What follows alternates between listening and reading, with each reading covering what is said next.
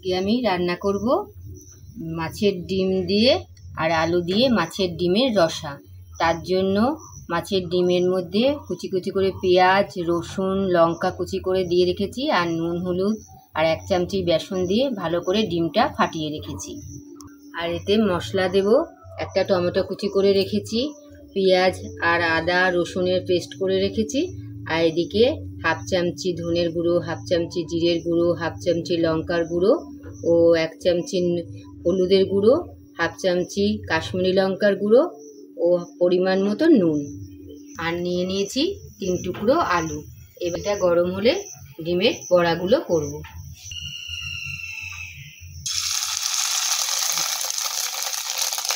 এই তেল গরম হয়ে গেছে, এর মধ্যে আমি ডিমের বড়াগুলো করে নিচ্ছি।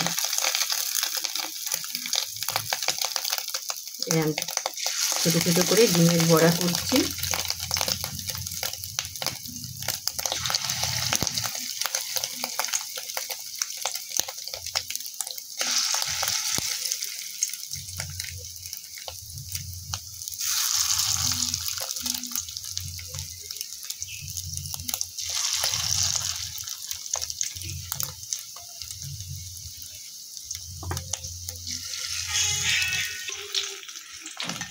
দেখুন বড়াগুলো লাল লাল করে ভেজে নিয়েছি, 1 পাট হয়ে গেছে।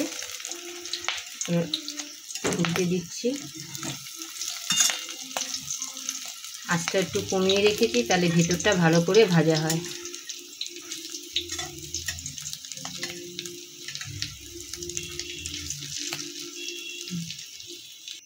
এবার ওই তেলে আমি আলুটা ভেজে রাখবো।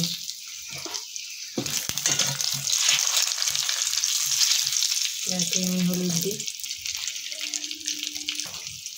ভিজে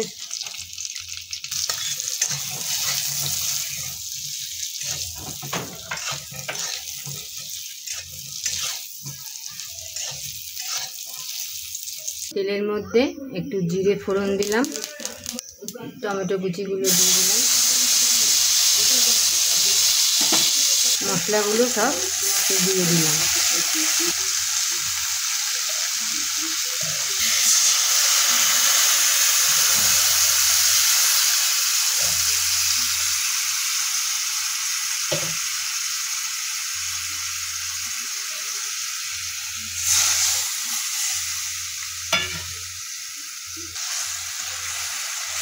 ভালো করে মশলাটা কষাবো।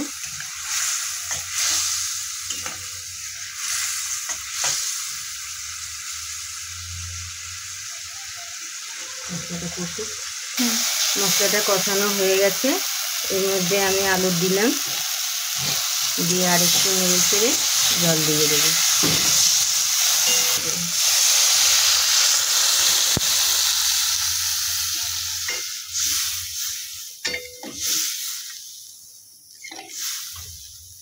ঝোলটা ফুটে উঠলে বড়াগুলো দিয়ে দেবো।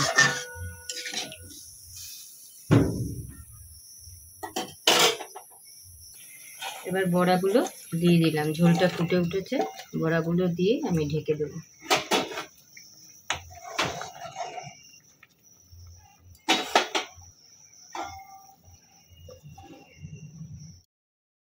আমার আলু দিয়ে মাছের ডিমের রসা হয়ে গেছে, দেখুন একদম শুকনো শুকনো। এবার আমি গ্যাস অফ করে দিলাম।